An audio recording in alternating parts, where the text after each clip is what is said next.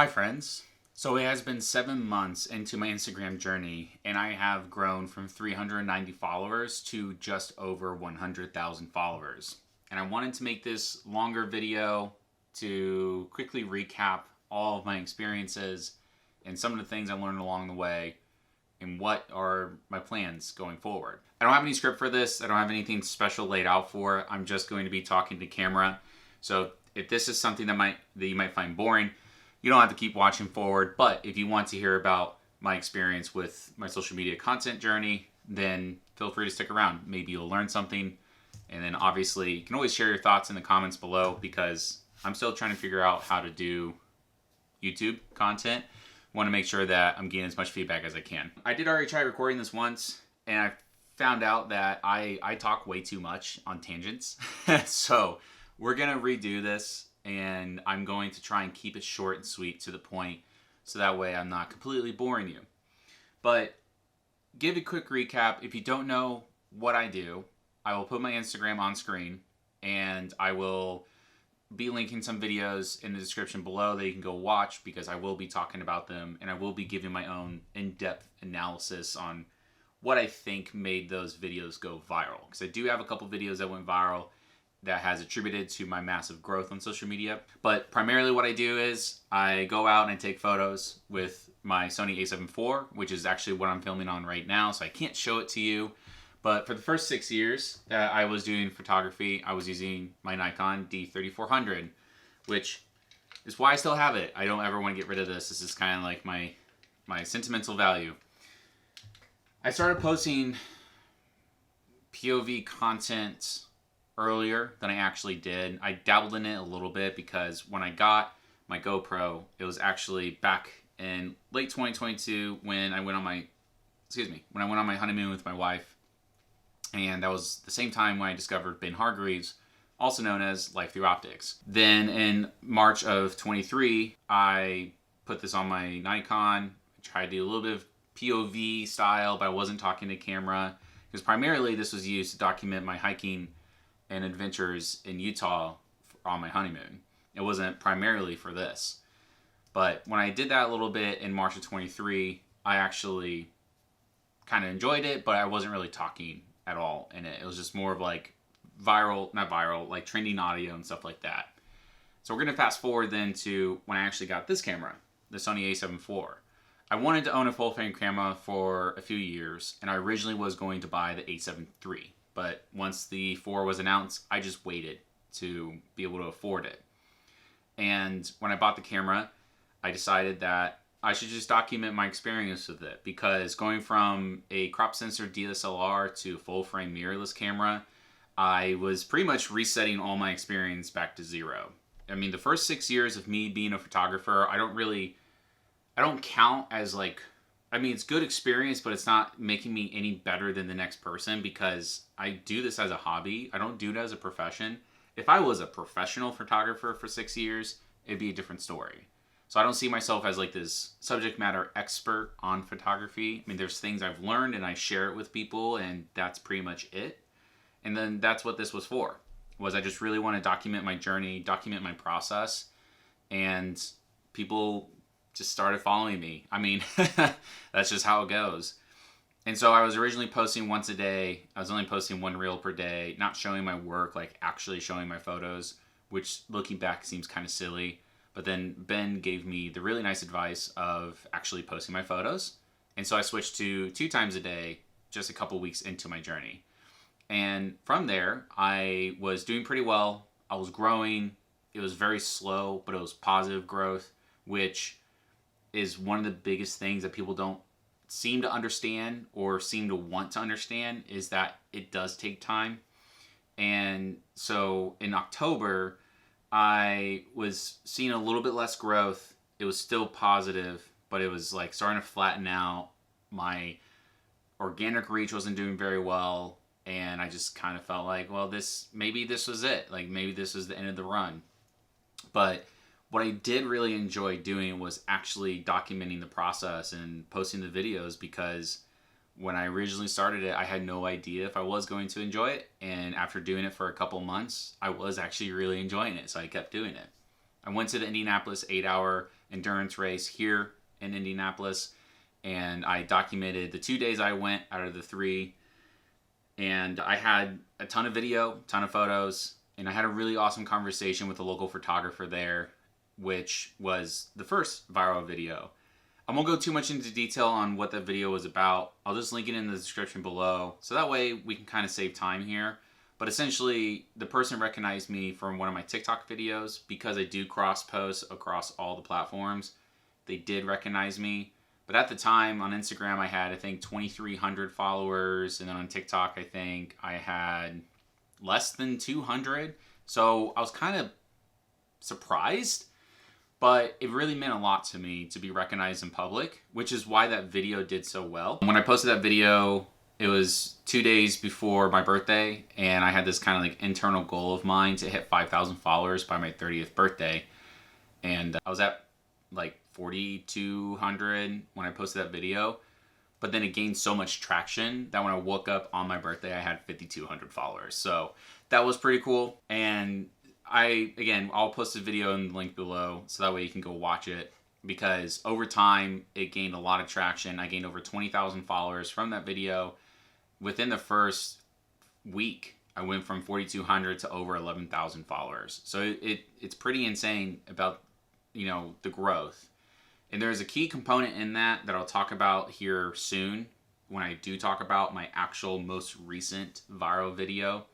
But I just want to kind of get that out of the way, because moving forward from that, I was just like reinvigorated, like, okay, this is great. What I'm doing is working. Let's keep going.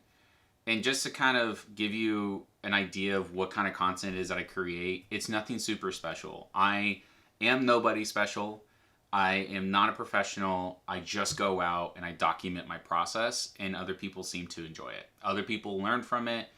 However they learn from it, I don't know, because some people have told me, hey, I learned a lot from watching your videos. And I'm like, I don't know why. I don't know how, because I don't feel like I'm teaching anything.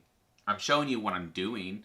And that's how I learn, is like I learn by doing. And so other people learn differently. So maybe them watching me do it is helping them do the thing, right? That makes sense, thinking about it. After that video went viral, viral for me, it hasn't even broken 1 million views. It was, I think right now it's at like 730 some thousand. I might be off there, but it's not viral, right? But what I did like about it was I got a lot of followers from it.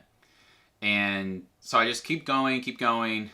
End of December, one of my friends actually predicted that I would have 30,000 followers by end of year. I hit 30,000 followers on Christmas Eve. And again, I didn't have anything else go viral. It's just this consistent growth that's going up to the right. I didn't have any day that was a negative follower growth, except for one day where I removed spam followers, but that's different. But every single day I have gained followers. And I think I was averaging like 10 to 30 per day very early on in my journey. So now I'm in the hundreds per day. And then obviously for that one video, it was a couple thousand, and it was pretty intense. I think the peak day that I had for that viral video was like 1,300 followers gained, which was insane. And then at the end of the year, I was at 30,000. I was like, oh my God, like this is insane. I don't know how many times I've said insane in the last 2 minutes, but I'm sure it's an insane amount.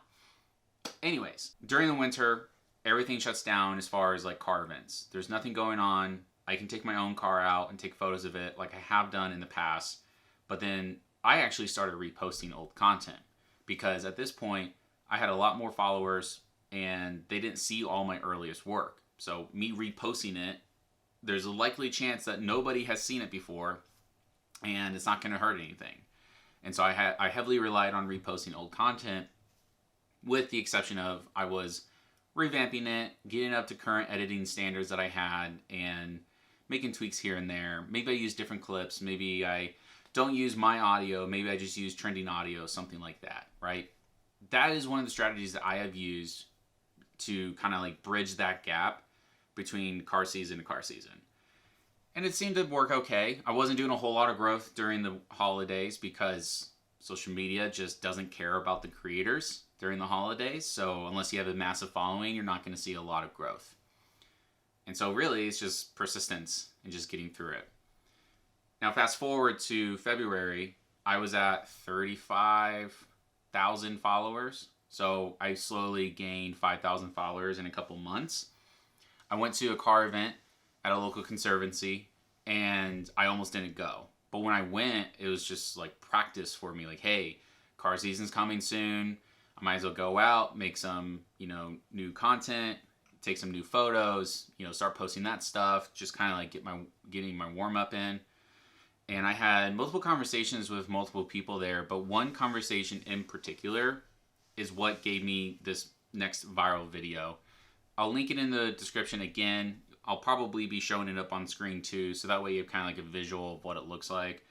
But that one gained a crap ton of traction, and it was first day pretty good, but then the second day I went from gaining 500 followers in the first day to 10,000 followers in the second day. And that completely blew out of the water the previous viral video that I had, and I was pretty much perplexed. Let's just put it that way. So at 35,500, now I'm at 45,500 in just a day. And then the next day after that, I hit 50. And I made this post like, hey, thank you so much for 50,000 followers. This is amazing. And going into 2024, I had this goal. I want to hit 200,000 followers on Instagram. And I also want to hit a certain number of subscribers on YouTube, which I want to hit 100,000 on YouTube. It's going to be harder on YouTube. And I'll touch on that a little bit here soon. But on Instagram, this was definitely a big jump towards that goal. And in the next 30 days, I gained over 60,000 followers. I hit 100,000 followers at the beginning of March. And I was at 35,500 followers at the beginning of February. February is the shortest month of the year. Even this year, on leap year, it's 29 days versus 30 or 31. It was insane. And during that time, I got friends who I don't talk to a whole lot saying, hey, congratulations. There's, some other creators in my community. They're like, oh my God, congratulations, dude, whatever. And a lot of people online saying congrats on 100,000 followers. Now, before I get into my thoughts on 100,000 followers and what it means to me, I do want to talk about why do I think these videos went viral. There's a few different reasons. And there's some common denominator between the two. Me personally, I don't think what I'm doing necessarily has a whole lot of value add to it. There are people who do think that. I think it's a mixture of a lot of different things, though. So obviously, I'm just having these genuine conversations with these people, genuine reactions, and enjoying all of it. And I'm just documenting it, like vlogging it. But the key component between these has been my personal portfolio, my Instagram following, my following in general. And so the first video, I talk about how much I've gained in followers since I started doing this whole journey, which again, if you go watch the video, you'll hear me word for word say it. But then in this video, it was somebody approaching me, asking me if I had an Instagram and wanting to look at my following. Well, not just my following, but like my work. They just so happened to see, hey, you have 35,500 followers. That's crazy. And that genuine reaction, plus some other variables, really made that video go viral. And that's the common denominator, is I'm having these conversations with these people, and they're, it's talking about my following. And so when people go to my profile, they see that I've been doing this for a long time. That's my portfolio. And they're like, wow, this guy isn't like a one-off deal. Like, he's doing this every single day. In that video alone, I've gained over 61,000 followers. I might be close to 62,000 at this point. It just hit 3 million views yesterday. And the first week, it hit 2 million. Like, it just went literally viral. So again, I watched that video and you'll see. But another thing that I think happened was, in this particular instance, this particular video, was the two people that approached me, I believe are brothers, but they both have very blonde hair. And the first guy, the guy that I'm actually talking to, resembles Eminem. And when I say resembles Eminem, I'm not talking about like current day Eminem. I'm talking about like 2000s Eminem, which growing up, I listened to Eminem. and I really loved his stuff. I still like his stuff. And so a lot of people in that comment section you'll see are, you know, posting comments about like Slim Shady and gifts and, you know, of Eminem and stuff like that. That really drove engagement. That really drove the sharing of the video, and it just translated to more views. And then people started looking at my profile, because in that conversation, I'm talking about how I don't see myself as a professional, but I do this a lot and I show it on the internet and people seem to like it. That specific line gained a lot of, I want to say authority, because then people were going to my profile. I had over 300,000 people view my profile in 1 week. And of those 300,000 people, 14% of them followed me, which is a huge conversion rate. Like, that is a conversion rate that isn't measured on social media. It's just a metric I've started measuring. And so that kind of helped build authority. Like, this guy actually does do this stuff. And then even in the comments, you'll see some where like, how does this guy just say he's not a professional, but then show like one of the best photos I've ever seen? And the quality of my photos is obviously opinionated. Like, it's all based on your opinion and what you think is great. But like, that line alone is, I think, what drew a lot of people to my content, to me entirely, is because I don't see myself as a professional. I don't see myself as being better than other people. There are plenty of other people out there that have done this way longer than me and are actual professionals and get paid to do this work. And then there's just me. I'm just literally going out. I'm doing this as a hobby. It's a passion of mine. And, you know, I have a full-time job. So, like, to me, I make myself seem like I'm absolutely nothing special, because I am nothing special. And I will 100% die on that hill. The only reason why you're watching this video at this point right now is because you're interested in what I have to say about my social media growth. And you're probably thinking, how does this pertain to my ability to grow in social media? Which takes me to the last point, which hopefully this will wrap up the video and not make it super long. Social media growth means absolutely nothing. 100,000 followers means absolutely nothing to me, with giant asterisks on it. There's so many people that can go grow an audience. And a great example of growing an audience in a short period of time, if you are interested in motorcycles at all, or you see the motovlog people on social media, they grow so fast. I just saw one where I started following them at like 3,000 followers, and within a week they're at 235,000 followers. And you might be thinking, well, how do they do that? It's because of their personality. It has nothing to do with them being a subject matter expert on anything. Because there's 3 main categories to social media content. It's either you're entertaining somebody, you're educating them, or you're inspiring them. And those 3 broad categories then break down into smaller categories. The people who make those motovlogs, like, I love watching those. I don't even ride a motorcycle or anything like that, but it's their personality that draws me to them. The people I watch on YouTube on a consistent basis, I watch them because of their personality. I love their personality. Same thing goes for the kind of content I want to create. I'm just documenting my process, being myself. People resonate with that. And that, to me, is, I think, the biggest component people miss. Social media has become this landscape where quick, flashy edits, massive call to actions, great hooks, stuff like that. And it's like, it gets exhausting. And so I think my content is a nice break away from that. And that's also the kind of content I like to consume. And again, like, everybody has their own opinion on why things work the way they do. But like, the 100,000 followers does absolutely nothing for me outside of the fact that I now have a portfolio, I have a marketable skill, and a lot of people follow me. So because of that, I can go to brands and brands I want to work with and say, hey, like, here's my portfolio, here's my experience, here's my following that shows proof of concept, like what I do works. Let's try and work together. And currently, right now, I'm going through that process with a brand that I actually use their products. Like, I actually use their products and I love their products. And I'm currently working on my first project with them. But that didn't start until I had 50,000 followers. And I started making that relationship with them because they reached out to me. And they reached out to me They sent me free product to use. They didn't ask for anything in return. And I said, hell yes, let's do this. And then I kind of showcased their stuff and talked about how much I loved it. And then I pitched myself back to them. Like, I'm at 100,000 followers at this point. And I said, hey, I want to see if there's any opportunities. I love your guys' stuff. I align with your brand. I like everything. I pitched myself.